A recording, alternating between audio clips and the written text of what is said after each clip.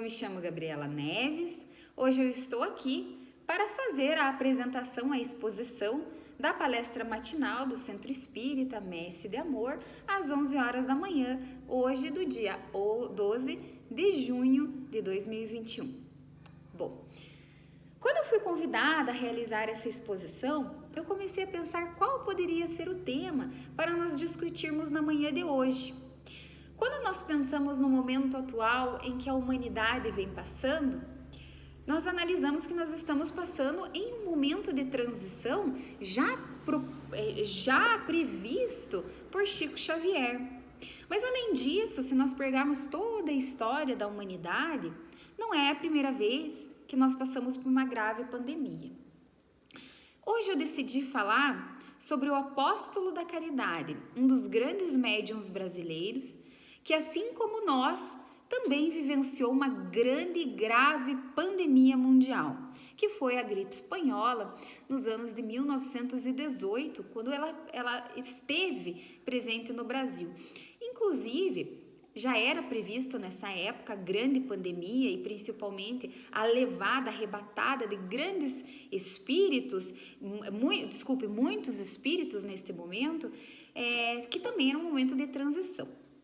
Não como que nós estamos passando naturalmente, mas já era previsto pelo plano espiritual, da mesma forma como o coronavírus também já era esperado pela espiritualidade superior e já era planejado também. Bom, quando nós falamos em 1918, durante este período, assim como hoje, nós perdemos então grandes nomes, tanto artísticos, familiares da época, amigos, exatamente o mesmo cenário. E nesse momento também nós perdemos, um grande médium que é o apóstolo da caridade. Quem seria essa pessoa que é um dos maiores médiuns brasileiros, já datados inclusive com a maior quantidade de tipos de mediunidade que ele havia contido em seu corpo orgânico nessa existência em que ele vem para o Brasil com a missão de educar, assim como muitos, como professor, e também de evangelizar. Foi um grande nome que teve, assim, eu espero, assim, conseguir passar para vocês a quantidade de benefícios que esse homem trouxe em todos os aspectos de sua vida, profissional, humano, social. Então, além do mais, ele foi político também e era assessorado por um grande mentor da espiritualidade maior, nada menos que São Vicente de Paula. Então, esse grande médium que nós tivemos, ele tinha em seu corpo orgânico, conforme eu já falei, a sua predisposição orgânica, vários tipos de mediunidade, mas a mais fantástica, que ele ficou muito conhecido, foi a de cura associado com seu desdobramento. E quem será que seria esse grande médium que depois de sua morte, inclusive arrebatado por essa grande pandemia, a gripe espanhola, quando ele veio a desencarnar, ele foi recebido por uma grande comunidade de espíritos de luz, inclusive Bezerra de Menezes, São Vicente de Paula, e há relatos também que acredita-se que inclusive Maria também esteve presente no momento de seu desencarne, mas esse ainda é incerto, nós não temos essa certeza, ou pelo menos eu não encontrei essa informação realmente cravada, mas é o que a gente acredita que realmente isso aconteceu, até porque a cidade do qual nós vamos estar falando, onde esse espírito veio a reencarnar, em Minas Gerais, já era previsto que ela seria coberta pelo manto de Mãe Maria, protegido por Mãe Maria, justamente por lá ser um pasto espiritual. Lá seria, então, e é até os dias de hoje, um ponto importantíssimo para a espiritualidade superior. Nós estamos falando da cidade de Sacramento, em Minas Gerais.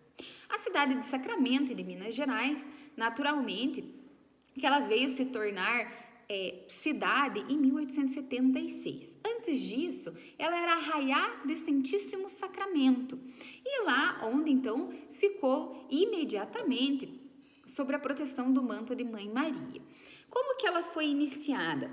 Ela foi iniciada a cidade de Sacramento, então, através de uma ordem direta de Dom João VI, a pedido do vigário cônego Hermógenes Casimiro de Araújo. Em 1743, esse vigário ele fez uma solicitação para o bispo de Goiás, pedindo autorização para levantar a primeira capela com a grande finalidade de evangelizar índios, escravos ali e também, naturalmente, que aquela região futuramente recebeu muitas famílias italianas. Então, que aquele ambiente seria importantíssimo para o cristianismo. Então, ali se tornou então um marco cristão, cultural, até porque nós sabemos que a igreja ela tem grande responsabilidade, grande história, que ela realmente, além de evangelizar, ela trouxe muita cultura para as cidades em que iniciou tanto o catolicismo quanto outras reges do cristianismo.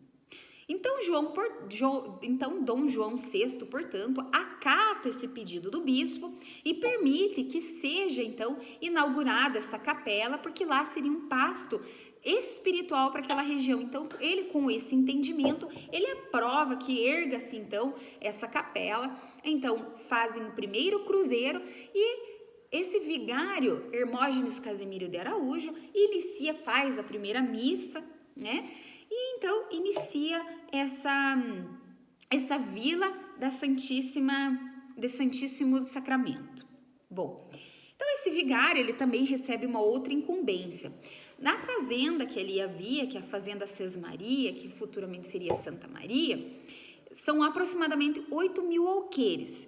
Então, ele recebeu a incumbência de subdividir aquelas concessões em famílias que viessem trazer o progresso, viessem trabalhar, levar, então, ali prosperidade econômica no local, gerar empregos no local. Então, esse vigário, ele foi responsável por isso e futuramente, conforme eu já falei, em 1876, esse ponto importante, essa vila de Sacramento, torna-se, então, a cidade de Sacramento, em Minas Gerais, no estado de Minas Gerais, com a grande missão, novamente, de evangelizar e de educar. Na época também, quando era a Fazenda Santa, ainda ela existe, mas no momento de iniciar, então, essa vila de Santa Maria, Fazenda de Santa Maria, tinha na época também um outro espírito muito importante, que foi o Capitão São Roque. Capitão São Roque, ele dedicou a vida dele também em evangelizar e educar os índios, os escravos e as crianças pobres dali. Embora ele fosse extremamente católico, né? Com aquela cultura bastante conservadora, então ele traz muito progresso para aquela região. A casa onde ele veio morar, na Fazenda Santa Maria, ela é um marco muito importante. Porque o tio de Eurípides Barçanufo veio a morar naquela casa. E aquela casa hoje é um dos centros espíritas mais conhecidos na região. Inclusive, ele é um ponto turístico do espiritismo. Bom, sobre o véu da espiritualidade maior, então, já era previsto, havia preparativos imensos do Triângulo Mineiro, desse pasto espiritual, que aquele local, então, ele estava destinado a receber um espírito da escala crística, com a responsabilidade educacional, evangelizadora, que marcaria para sempre a história do Brasil. Inclusive, até hoje, como grande professor, ele também é bastante lembrado. Muitas professoras que vierem a assistir essa palestra provavelmente vão conhecer o seu nome, inclusive porque ele foi um dos precursores no Brasil a executar a didática de Pestalozzi, mas nós já vamos falar sobre isso. Por quê? Quando, através desses métodos inovadores, esse professor, então, quando ele reencarna na Terra, quando ele reencarna em Sacramento e que ele vem com essa incumbência de lecionar, ele traz, então, esses métodos inovadores de amor e de caridade. Afinal, quem seria, então, esse espírito da escala crística, assessorado por São Vicente de Paula, que recebe também uma mensagem em transe de Maria, a serva de Deus, quem seria esse grande espírito que sofreu forte perseguição da Igreja Católica e que é considerado até os dias de hoje o apóstolo da caridade? Ora, meus irmãos, esse nosso confrade nada mais é do que Eurípides Barçanufo, conforme eu já acabei falando no início. Bom, Eurípides Barçanufo, como educador, coloca então a educação a serviço das crianças mais pobres e mais carentes da região, mais humilde, deixando um verdadeiro legado de amor, de educação e de caridade. Ele adota, então, futuramente, ele vai abrir o Colégio Allan Kardec, e com esse colégio, ele fica extremamente conhecido a nível Brasil, porque com esse método inovador que ele trouxe, que ele aplicava, que era o método de Pestalozzi. Então, o método de Pestalozzi, tem uma frase clássica de Pestalozzi, inclusive foi minha mãe, que é assistente social, que me falou, que é a seguinte: as diferenças entre os indivíduos são as maiores bênçãos e merecem todo respeito. Vamos analisar. Em 1904, 1905, até mesmo antes disso também, como que era a educação? A educação, ela era através da chibata. Então, o professor, ele já carregava aquela régua palmatória para aplicar sobre os seus alunos. E na outra mão carregavam grãos para colocar o aluno, por exemplo, quando não aprendesse, quando não se comportasse. Eurípides abandona tudo isso e aplica a didática do amor, a didática do carinho, da integração. Chamado método intuitivo. Fora esses estímulos investigativos que Barçanufo trouxe. Barçanufo, já desde os primeiros anos de vida, ele demonstra alta intelectualidade. Tanto é que, quando era criança, ele pescava peixes para vender, para comprar livros. Que criança de menos de 10 anos que teria isso dentro dele? É claro que essa evolução é justamente diante de suas vidas pretéritas, por ser um espírito de grande envergadura moral que conseguia ter esta possibilidade. Então, esse método investigativo, intuitivo, antes, como eu comecei a falar sobre Eurípides Barçanufo, ele extingue, então, todo esse castigo e isso se torna nacional. As pessoas vinham do Brasil inteiro para assistir às provas finais do educador Eurípides Barçanufo, porque era um verdadeiro conclave de ensino, de educação, de conhecimento, como aquelas crianças conseguiam aprender tanto, ter aquela responsabilidade. Então aquilo virou assim um fenômeno da época. Os alunos de Eurípides Barçanufo. Não é à toa que a sua biografia foi escrita por uma de suas alunas, que nós também, se der um tempinho, eu vou falar um pouco sobre ela. Bom, quais então, com esse método inovador, o que Eurípides Barçanufo propõe que seus alunos aprendam? A priori, o português, a matemática, o francês, inglês, latim, física, a geometria, a mais esplêndida de todas, que eu achei muito interessante, que seria a astronomia.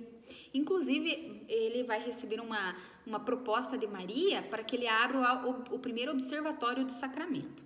Botânica, arte dramática, zoologia, química, anatomia, filosofia, história do Brasil e universal, história de todas as religiões e do espiritismo. Eurípides Barçanufo, então, ele nasce do casal que eram seus pais, o Hermógenes de Araújo e Dona Meca. O seu pai era conhecido como Mujico da região, era uma pessoa muito conservadora, mas era uma família de muito humildes que passavam grandes dificuldades financeiras. Esse casal teve 15 filhos, onde Eurípides foi o terceiro nascido de todos esses irmãozinhos. Bom, ele nasce em 1º de maio de 1880, na pequena cidade, conforme eu já falei, de Sacramento, e vem a falecer em 1918, no dia 1º de novembro. Como ele tinha essa família muito humilde, conservadora da moral, que buscava nos lastros da educação, então, propor o progresso de seus filhos, Conforme eu falei, mesmo sendo pais muito humildes, eles já tinham esse germe da necessidade educacional dos seus filhos. Então, eles amparam seus filhos na luz do conhecimento, que era o objetivo do pai de Eurípides, e matricula então o filho na escola da região, sob a responsabilidade educacional do seu professor Joaquim Vaz de Melo. Bom, desde pequeno, conforme eu falei, a inteligência de Eurípides era muito, muito superior. Era tão superior que chega ao ponto do diretor do colégio de Miranda, onde Eurípides estudava, chamar os pais dele para uma reunião.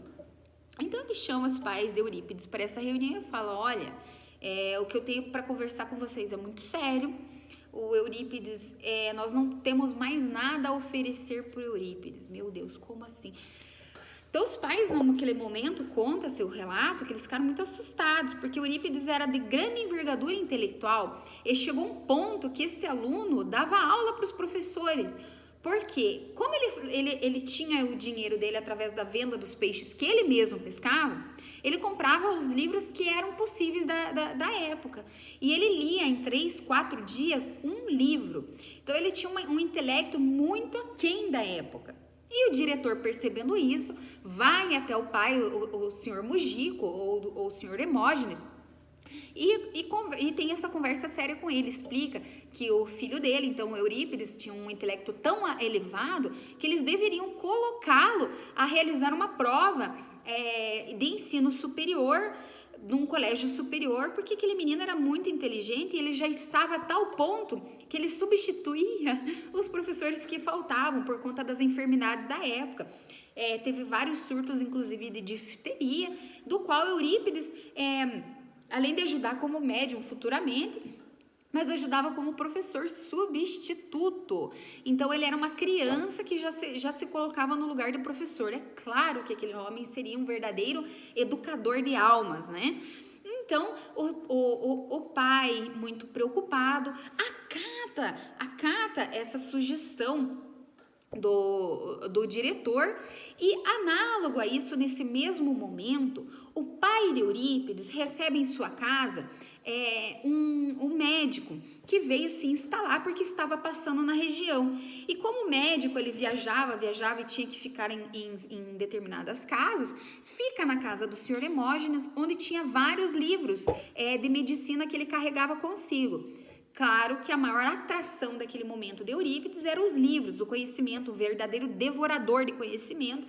Pega esses livros do médico e entende. Ali é apresentada a grande missão de Eurípides. Aquele homem queria curar pessoas, aquele homem queria levar a saúde aos pobres, aquele homem queria sede de conhecimento, e principalmente o conhecimento da curar os doentes. Ali ele entende que era isso que ele queria. Associado então com essa conversa com o diretor, o pai de Eurípides leva ele ao Rio de Janeiro. Chegando ao Rio de Janeiro, ele matricula, faz as provas, porque é necessário na época ter feito uma prova, né?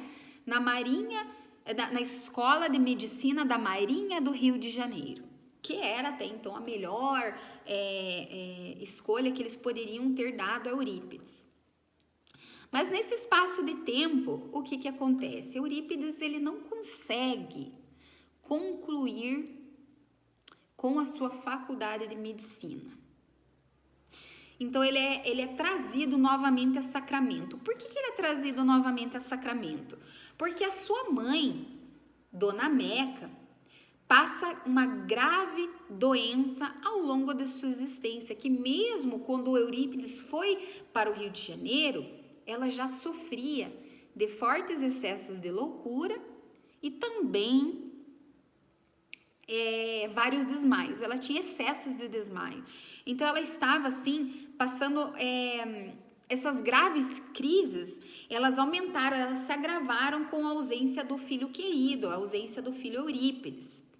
Quando isso acontece, Eurípides, muito preocupado com sua mãe, retorna ao lar dela, retorna para sua casa, abandona, não conclui os estudos de medicina e volta para Sacramento. Mas, como um espírito de grande envergadura moral, ele não desiste de curar os doentes.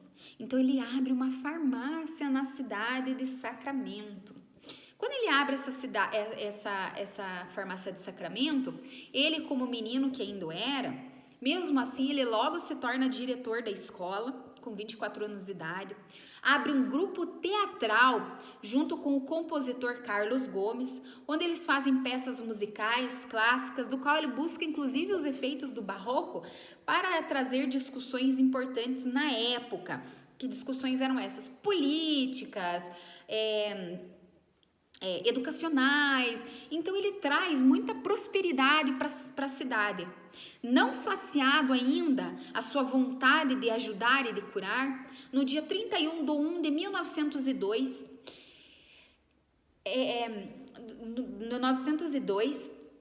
Eurípides Barçanufo abre a escola, então, Ericeu Sacramentando Ensino Fundamental e Médio.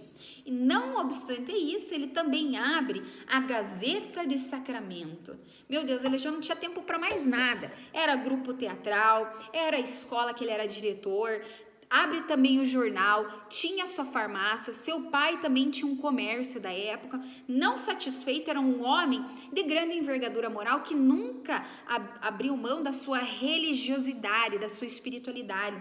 Verdadeiro fã e amante dos ensinos católicos, contam os relatos que Eurípides, vejamos, em 1900 e bolinha, 1800, 1900, a Bíblia, só era possível ler a Bíblia aqueles dotados do ensino que a igreja promovia. Ou seja, os eleitos, que eram os padres, os cônegos, os sacerdotes, os bispos, raros casos de pessoas como Eurípides poderiam ter acesso à Bíblia. Como Eurípides era essa figura intelectualizada, muito intelectual, muito gentil, muito amoroso, dedicado a apresentar, evangelizar, educar as crianças mais pobres, o padre da época permite que Eurípides leia a Bíblia. Então ele era um amante de Jesus Cristo, ele amava a caridade, a gentileza, a lei do amor proposta por Jesus Cristo. Então, como grande católico na época, homem culto, ele também fazia parte, ele era secretário, então, da instituição São Vicente de Paulo. Então, como grande católico também, ele também, então, tinha a função dentro da igreja. Há relatos também que falam que o respeito dele era tanto que ele saía de costas para a porta, sempre de frente ao altar, em profunda oração por todos.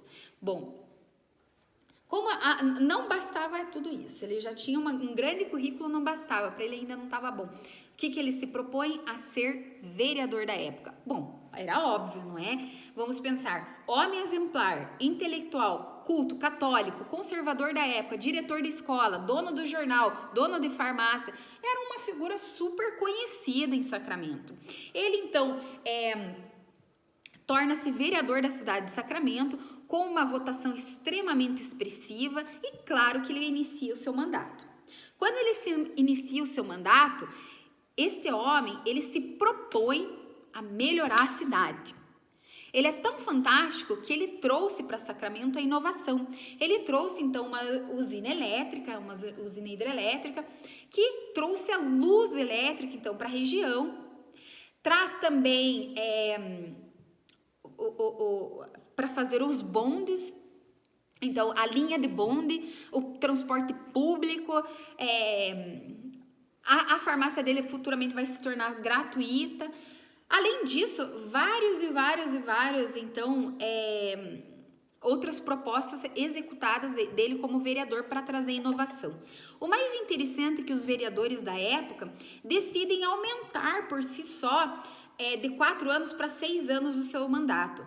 Quando Eurípides descobre aquilo, ele ficou assim muito chateado, porque enquanto tinha sido aprovado, ninguém tinha achado absolutamente nada de errado nisso. Eurípides já na época conclui que o seu mandato é de 4 anos e ponto final, que o objetivo dele era trazer o progresso para a cidade, trazendo essa hidrelétrica, trazendo a linha de transporte público, proporcionando postos de saúde para as pessoas, e acabou isso, ele não tem mais o que oferecer para a cidade, porque ele não gostaria de estar nesse cargo. Então ele escreve uma carta para o prefeito da época, dizendo que para ele encerraria o seu mandato em 4 anos, porque ele não sabia se era interessante para a população ele como vereador por mais 2 anos. Observe a envergadura intelectual deste homem, mas não só isso, a envergadura espiritual, moral, honroso. Aí, nós vamos apresentar então Eurípides, Então Eurípides, a partir daí, vai ser apresentado ao espiritismo. O que acontece? Olha que interessante. Então, na Fazenda Santa Maria, começa a acontecer os efeitos físicos, muito parecidos com o que aconteceu com o professor Rivaio, ou melhor, com Allan Kardec na França, com as irmãs Fox nos Estados Unidos e assim por diante. Então aquilo começou a Fazenda Santa Maria, as pessoas que moravam lá já não tinham mais sossego. Há relatos que contam que as panelas voavam pela casa. Lembrando que aquela fazenda era muito... foi a Fazenda Santa Maria, antes de tudo isso, antes de se tornar a Vila de Sacramento, a Fazenda de Santa Maria, teve muitas guerras, brigas tribais de índios, perseguição de ciganos, e era uma fazenda escravagista, então tinha muita dor ainda lá. Então o que acontece? Os efeitos físicos começam extraordinariamente em todas as casas, 100% de todas as casas têm efeito físico. Aquilo começa a ficar uma loucura na cidade de Sacramento. Como eu falei lá no início, a casa do Capitão São Roque, quem mora lá é o tio Mariano, ou senhor Mariano, que era o tio de Eurípides Barçanufo. Esse homem observa esses efeitos e procura um médium, porque não há mais nada que possa ser feito. Ninguém mais explica o que é que acontece na cidade de Sacramento. Então, eles vão atrás de um espanhol chamado Frederico Peiró, que fica próximo à cidade de Uberaba. Mais para frente, essa proximidade da cidade de Uberaba recebe o nome de cidade Peirópolis, justamente por homenagem a Frederico Peiró. Quem era Frederico Peiró? Bom, Frederico Peiró ele vai fundar um centro espírita rural, então, que existe até hoje naquela localidade. Mas até então ele tinha um centro espírita já nessa cidade que futuramente seria Peirópolis, próximo de Uberaba. E antes disso ele vem fugido para o Brasil, ele era um espanhol, era anarquista e era materialista. Ele não acreditava em espiritismo não, ele não veio no Brasil como espiritista ou espiritualista ou espírita, como nós chamamos hoje. Então ele chega a Uberaba, depois de ter vindo de São Paulo, ele chega a Uberaba e faz imediatamente amizades, enfim, fala o castelhano, fala o espanhol muito bem, fala o português, dá aulas inclusive, e ele acaba fazendo amizade com um advogado da época, que eu não encontrei o nome dele. Esse advogado da época insiste muito para que Frederico Peiró fosse com ele a um centro espírita que tinha sido inaugurado na região de Uberaba, no Triângulo Mineiro, e que era fantástico o que estava acontecendo lá. Isso antes do evento de Fazenda Santa Maria, tá? Então, Frederico Peiró se nega, diz que é materialista, que ele não acredita em absolutamente nada disso, que ele não acredita nessas situações e que ele simplesmente não quer ir.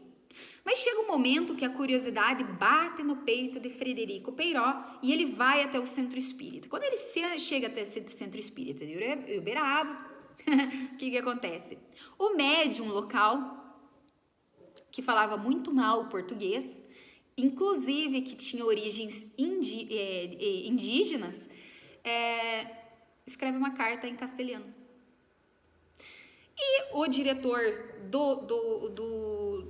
da reunião espírita, olha aquela carta e fala: meus irmãos, eu não posso apresentar essa carta para ninguém, porque eu não sei o que está escrito nela.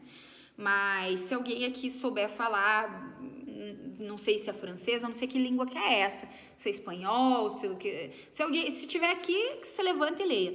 Frederico Peiró ficou em silêncio, ficou estarrecido. Quando ele leu o nome, ele quase teve um troço. Era a mãe dele.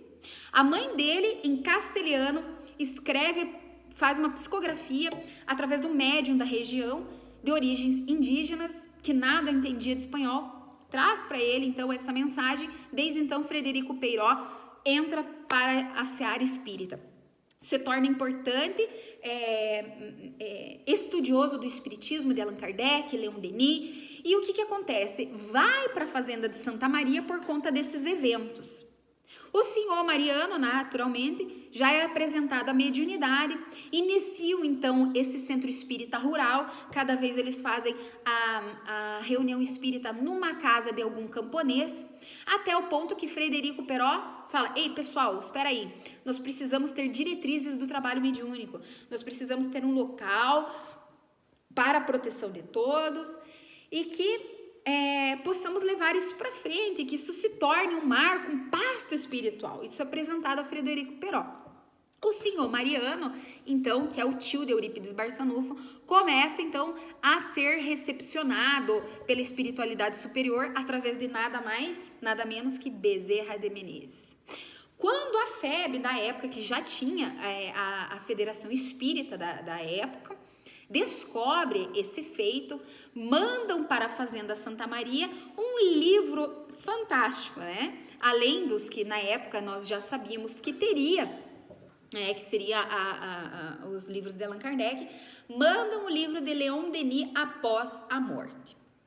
Quando isso acontece, esse livro cai justamente na mão do senhor Mariano e do qual ele guarda esse livro. Bom, agora nós vamos entender como é que Eurípides Barçanufo entra para o espiritismo e por que ele tem tanto receio. Quando Eurípides Barçanufo descobre que o seu tio, na Fazenda Santa Maria, estão fazendo trabalhos mediúnicos de uma doutrina contra a Igreja Católica, onde os padres tinham um verdadeiro horror àquilo. Por que tinham um verdadeiro horror àquilo? Vamos voltar um pouquinho mais no passado. Em 1890, quando o Brasil respira os ares da República, abandona os lastros da monarquia, a Igreja Católica ela não perde a sua rédea do poder. Então, ela sob forte pressão da Igreja Católica, os médicos alopáticos da época reescrevem o Código Civil Brasileiro e colocam o trabalho mediúnico como crime. Trabalho mediúnico na época era crime. Hoje o que nós estamos fazendo, inclusive o que eu estou fazendo aqui, era crime em 1890. Quando isso acontece, não só os espíritas, os maçons da época e também os protestantes foram altamente perseguidos no Brasil.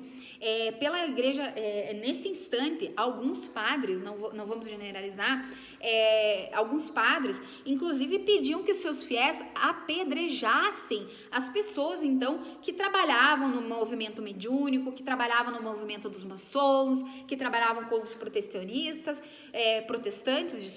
justamente porque era uma cultura do demônio. Então, isso aconteceu na época. Quando Bezerra de Menezes sobre disso, Bezerra de Menezes escreve sobre o codinome de Max para o Jornal do Rio de Janeiro e escreve um texto maravilhoso. Eu não vou ler ele agora porque realmente senão vai ficar muito maçante a palestra e não é esse o objetivo. E no final das contas ele fala que isso seria um retrocesso, porque isso não permitiria o diálogo, o embate, o que traria prosperidade para as pessoas, essa diferença de ideias. Então, nesse espaço de tempo, vários nomes se erguem em prol do espiritismo, como Quintino Bocaiúva, Bittencourt Sampaio, Arthur Azevedo. Entre as mulheres, Amália Franco se destaca, todos a favor do espiritismo. E nós, como espíritas, não sabemos disso. Eu fui saber de todas essas cartas agora, estudando sobre Eurípides Barçanufo. Então, o Brasil teve um grande movimento em favor do espiritismo. Nós fomos extremamente perseguidos. As pessoas eram apedrejadas o tempo inteiro. O que acontece? Claro que também tem umas beldades que vão contra. José Alencar e Machado de Assis fazem o inverso. Escrevem uma carta pública dizendo os absurdos sobre o espiritismo e que era o culto do demônio.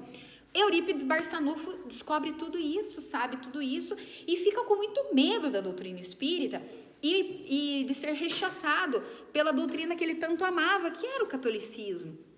Quando ele descobre que o tio dele tá nessa situação toda, tá envolvido nisso, ele era extremamente respeitado pelos padres, seu nome era conhecido pelos bispos da época.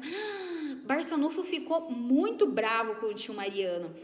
E o tio dele, quando ele vinha para a cidade, ficava instalado na casa da mãe de Eurípides Barçanufo. Quando Eurípides descobre que o tio está lá, então ele ajeita o quarto do tio, lembrando que Eurípides era uma figura muito gentil, muito amável. Então ele se propõe a fazer um embate com o tio. Então, nessa figura simples, né, que era o tio dele, até então era um fazendeiro, e Eurípides era um professor. Passaram uma noite inteira, descreve então a biógrafa do Eurípides, que eles passam uma noite inteira brigando, dialogando, discutindo sobre o espiritismo versus o catolicismo. Claro que para um fazendeiro que foi há pouco tempo apresentado para o espiritismo versus um intelectual altamente intelectualizado da época, há relatos então que o tio fica muito fadigado, muito triste com o Eurípides e que fala assim: Eurípides, eu sou matuto, eu sou simples do campo, eu não posso discutir com você, eu desisto. Vamos fazer o seguinte: eu recebi de presente um livro de Leon Denis. O livro se chama Após a Morte. Eu gostaria que você lesse ele e tirasse suas dúvidas. E se mesmo assim você as permanecer, eu gostaria de lhe convidar para você assistir um trabalho mediúnico. Assista o trabalho mediúnico e depois disso, se você quiser, nós cortamos relação. Mas é necessário que você tenha esse conhecimento para que você pare de discutir dessa forma comigo. Eurípides pega o livro, já na introdução, ele fica extasiado. Meu Deus, que livro maravilhoso. Eurípides lê em 3 dias corridos o livro, lê o livro dos Espíritos, é apresentado a Allan Kardec, fica receoso, e claro que naquele momento, Eurípides pensa em como ele pode entender mais sobre o Espiritismo, porque claro que naquele instante o livro em si quebrou muitos lastros intelectuais do Eurípides em relação à sua religiosidade, mas não foi o suficiente. Eurípides, sem falar nada ao tio, vai a uma reunião mediúnica. Já de pronto, ele fica assim assustado com o que acontece. Todas as pessoas da fazenda de Santa Maria, 100%, iam por conta desses fenômenos físicos aos trabalhos mediúnicos. E por que é que tinha 2 cadeiras a mais? Naquele dia, um dos médiuns recebe a instrução de São Vicente de Paulo para que coloque 2 cadeiras ali, porque eles receberiam Eurípides Barçanufo. Quando Eurípides Barçanufo vai, sem avisar ninguém, ele fica estarrecido com aquela situação. Então, Eurípides assiste tudo em silêncio, até que Eurípides então indaga ao diretor do trabalho, Frederico Peró. Então ele, homem intelectualizado, fala: olha, eu entendo tudo que vocês estão falando, gostei, compreendi, mas para que não reste dúvidas, Aristides, que era um primo de 2º, 3º grau, não tenho certeza, não há certeza de qual era a familiaridade de Aristides com Eurípides, mas o fato é que ele era analfabeto, não sabia escrever, tampouco pegar num lápis. Era um camponês que só trabalhava de forma maçal e o português era muito ruim. Então eu quero que o médium Aristides, através de nada mais, nada menos que João Evangelista, traga uma mensagem sobre as boas aventuranças. O que acontece? É claro que João Evangelista estava lá, é claro que São Vicente de Paulo estava lá, como Bezerra de Menezes, inclusive já era previsto, e é claro que Aristides se levanta como João Evangelista, traz uma grande mensagem ao coração de Eurípides. E o que João Evangelista fala? Meu querido irmão, lhe trago as 3 leis da tua vida. A primeira, a lei do amor. A segunda, a lei da reencarnação. E a terceira, a lei do progresso. Tudo é possível conquistar através dos próprios esforços. Essa é a bem-aventurança que eu vos trago. Assinado João Evangelista. Então, claro que Eurípides Barçanufo, então, desiste completamente do catolicismo, embarca com o espiritismo e começa a sua vida e obra dentro da seara espírita. Como educando, Eurípides então inicia a sua educação mediúnica através do amparo do tio Mariano e Frederico Peró. Seu tio, através de Bezerra de Menezes, o auxilia bastante, e até que em determinado momento é apresentado que Eurípides Barçanufo tinha vários e vários tipos de mediunidade, inclusive os mais raros da época. Então, através do seu mentor Vicente de Paula, ele recebe a seguinte mensagem: Eurípides, você vai perder tudo, vai perder o seu teatro, vai perder a sua farmácia, vai perder a sua escola, vai perder o seu jornal, mas vós vai ganhar os céus, e que você vai sofrer grande e forte perseguição. As pessoas vão lhe rechaçar, mas é através do evangelho de luz que tu tendes a fazer história. A mediunidade de Eurípides desenvolve-se rapidamente de forma notável, todos descobrem, espontâneo e multiforme, como só acontece com os espíritos de grande espiritualidade superior. E mais do que isso, que tem a missão especial de evangelizar. Em desdobramento, evidência profunda, psicofonia, psicografia, curanderismo, curas, efeitos físicos, receitistas de grande nome, foram surgindo de forma tranquila para Eurípides Barçanufo. Só ele sabe o que ele deve ter passado com tantos tipos de mediunidade. Olha que interessante. Eurípides Barçanufo, então, funda o grupo espírita Esperança e Caridade. Na seguinte mensagem que Eurípides recebe: abandone sem pesar e sem mágoa o seu cargo na congregação de São Vicente de Paulo. Convido a criar outra instituição cujas bases será em Cristo, cujo diretor espiritual serei eu e você como comandante material. Afaste-se de vez da igreja, São Vicente de Paulo. Encantado com o que veria, sentiria dias depois, Eurípides volta a Santa Maria, onde assiste uma nova sessão. Na ocasião, então, recebe São Vicente de Paula, e do que fala da seguinte forma, então: meu filho, as portas de sacramento se fecharão, os amigos afastar-se-ão, tua própria família voltar-se-ão contra ti, mas não se importe. Proclame sempre a verdade, porque a partir dessa hora as responsabilidades de seu espírito se ampliarão ilimitadamente, dizia o seu benfeitor. Bom, iniciam-se então sob pressões e perseguições de grande ordem. Eurípides Barçanufo, em profundo cansaço, fecha tudo, fica completamente sem dinheiro, ele entra num caos. A mediunidade, ele causa um caos real na sua vida. Tudo que esse homem criou, tudo que esse homem tinha até então, perdeu-se. As pessoas zombavam de Eurípides. Eurípides fica tão cansado que ele vai em tratamento para outra cidade, provavelmente depressão, onde ele fica por um tempo, e lá, sob a assessoria de Bezerra e São Vicente de Paulo, ele retorna a Sacramento. Quando ele se retorna a Sacramento, ele vai num dos trabalhos mediúnicos, e ele chama o tio e fala assim: tio, eu preciso que o senhor me diga onde é que mora o Carlos. O que acontece? Eurípides, então, vai até o trabalho mediúnico e recebe a incumbência de Bezerra de Menezes de imediatamente encontrar o senhor Carlos. Quem é senhor Carlos? Então, o tio dele fala assim: mas Carlos, pera lá. Já sei quem é o Carlos, só que para nós chegar no Carlos, olha, Eurípides, não é fácil, vamos amanhã cedo. Não, temos que ir hoje. Mas escuta, tem selva aqui, a gente vai demorar mais umas 2 horas, já está à noite para chegar até o Carlos. Eurípides olha para o tio e fala: acaso não estamos trabalhando em serviço de Deus?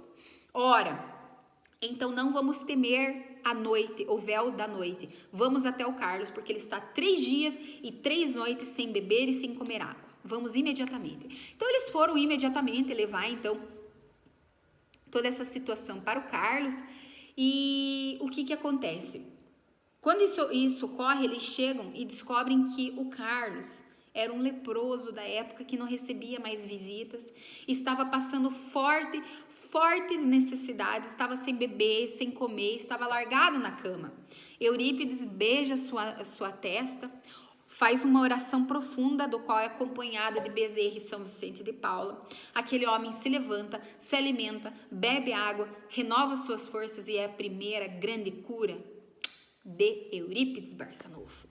A segunda grande cura, claro que ele recebe o merecimento de curar a própria mãe, que passava por um largo processo de obsessão, além de uma doença neurológica. Passado isso, Eurípides Barçanufo está dando aula, só que o que acontece? Ele começa a entrar em transe, começa a se sentir mal, entrar em transe, vê no final da sua sala Vicente de Paula lhe chamando: vamos imediatamente que a doença não espera. Vamos imediatamente que a doença não espera. Desligue-se imediatamente de teu corpo e vamos.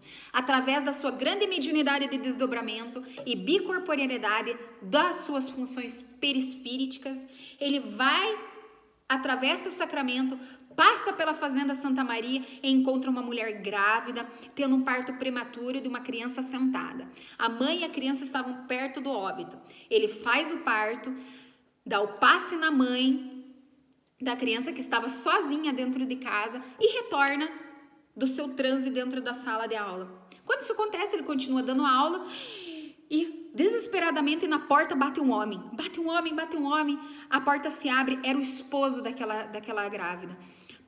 Pedindo pelo amor de Deus que trouxessem Eurípides, que Eurípides pudesse acompanhar ele para realizar o parto de sua esposa, porque a sua esposa estava naquele momento tendo um parto prematuro e estava quase perdendo a criança. Ele sorri e fala: não se preocupe, eu já fiz o parto, está tudo bem. Aquele homem cai em prantos e pede pelo amor de Deus que ele acompanhe, que não faça piada. Eurípides, entendendo o desespero, acompanha o homem que estava a galope. Chegando lá, a esposa e a criança estavam bem. Essa é uma das curas de Eurípides Barçanufo, como tantas outras. Eurípides Barçanufo chega a receber por dia 500 cartas do Brasil inteiro pedindo receitas para suas mazelas. E o que ele responde uma a uma. Barçanufo não dormia, ele respondia o tempo inteiro essas cartas. Em 1904, ele inicia então o culto das 9 horas. Olha que interessante, quando ele fazia o culto das 9 horas... a cidade inteira ouvia, através da sua bicorporeidade e também várias propriedades do seu perispírito que hoje nós não compreendemos. Muitas pessoas diziam que não tinha rádio na época, mas todos ouviam Eurípides Barçanufo, indescritivelmente todos escutavam a voz de Eurípides Barçanufo. Bom, Eurípides havia perdido tudo, conforme São Vicente de Paula havia falado. E, no entanto, o que acontece? Eurípides Barçanufo recebe também, nesse período que ele fica adoentado, uma mensagem de Maria. Após um surto de tristeza e choradeira, Eurípides percebe um espírito querendo se comunicar. Porém, ele repele imediatamente, porque ele acha que ele não estava em condições de receber mensagem, então provavelmente seria mistificação. Ele é convidado ao transe e no transe ele recebe a seguinte mensagem: funde o colégio Allan Kardec. Não feche as portas da escola. Apague da tabuleta a denominação Liceu Sacramentando, que é um resquício do orgulho humano. Em substituição, coloque o nome Colégio Allan Kardec. Ensine o Evangelho, meu filho. Às quartas-feiras, institua um curso de astronomia. Acobertarei teu colégio sobre o manto de amor. Maria, serva do Senhor. Assim ele o fez.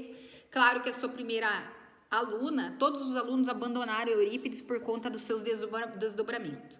Os pais de Eurípides fizeram um verdadeiro perseguição contra Eurípides, pedindo para que ele parasse com o espiritismo. Quando tudo isso aconteceu, então ele apaga o nome Liceu Sacramentando, ensino fundamental e médio, e coloca no lugar Escola Allan Kardec. A primeira aluna é sua mãe, claro que seria sua mãe, né? E os seus colegas espiritistas, espiritualistas e espíritas da época. Então ele passa a dar aulas de evangelho, sua primeira aluna é sua mãe, professor por excelência, inovou a educação brasileira e através dessa metodologia de amor. Em 1905, ele cria o grupo espírita Esperança e Caridade, onde ajuda a todos. Permanece, inclusive, até os dias de hoje. No dia 1º de abril de 1907, Eurípides então funda o Colégio Allan Kardec e essa instituição permanece até hoje e é verdadeiro marco no campo da educação brasileira. Como vereador, então, ele adota muito como lisura, humanismo, traz à pequena cidade vários benefícios, onde até hoje está o grupo e culto das 9.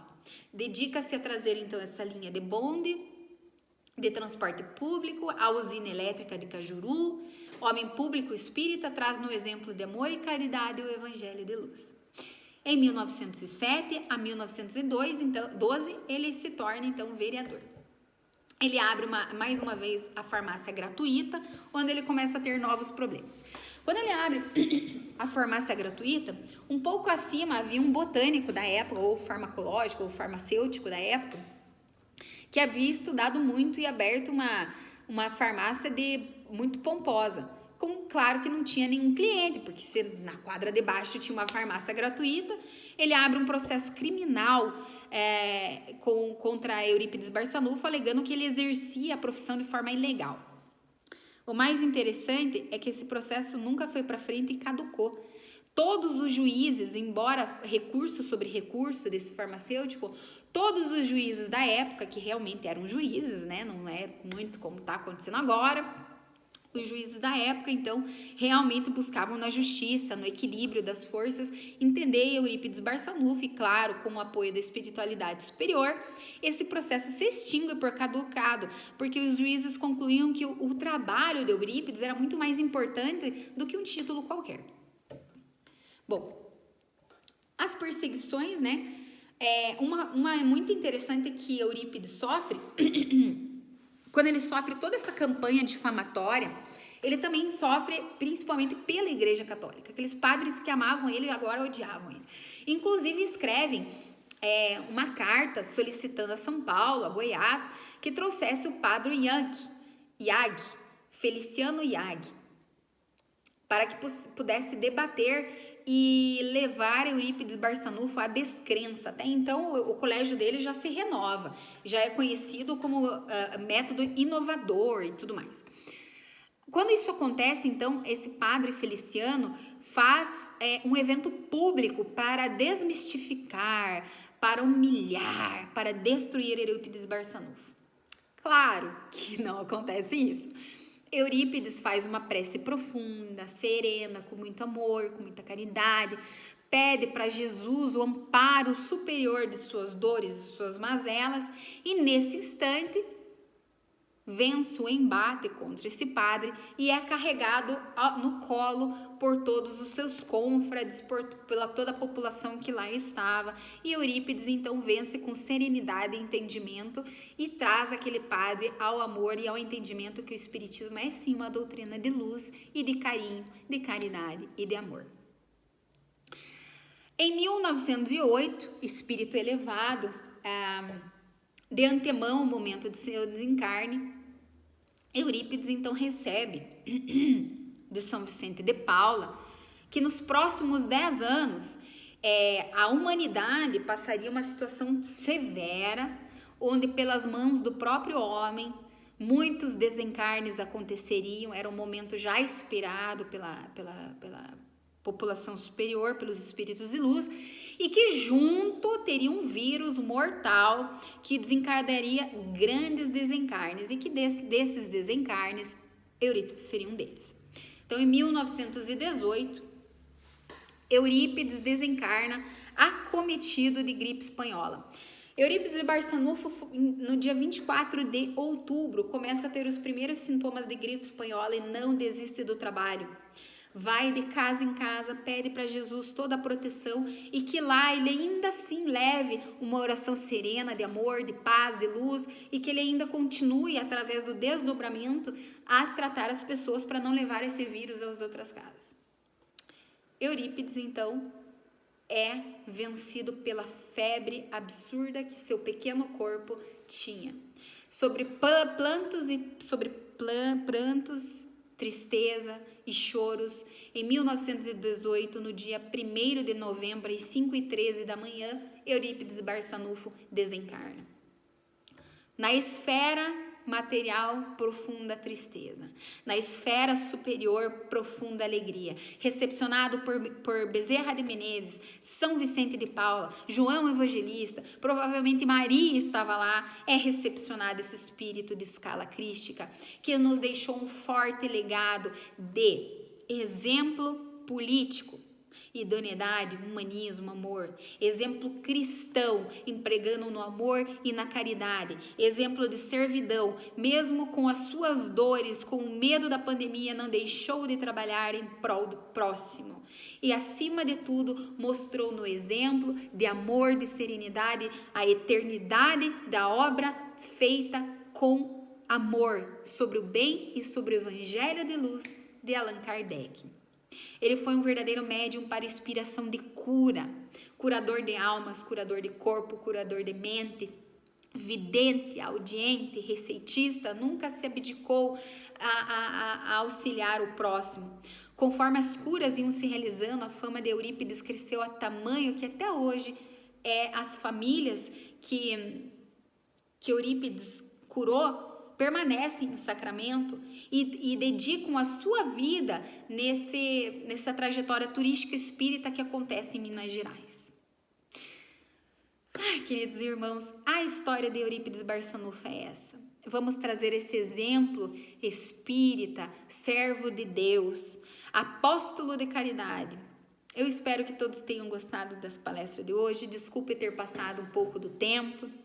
E eu agradeço a todos que venham assistir na data de hoje ou posteriormente. Fiquem todos com Deus. Um grande beijo, um grande abraço. Até mais. Tchau, tchau.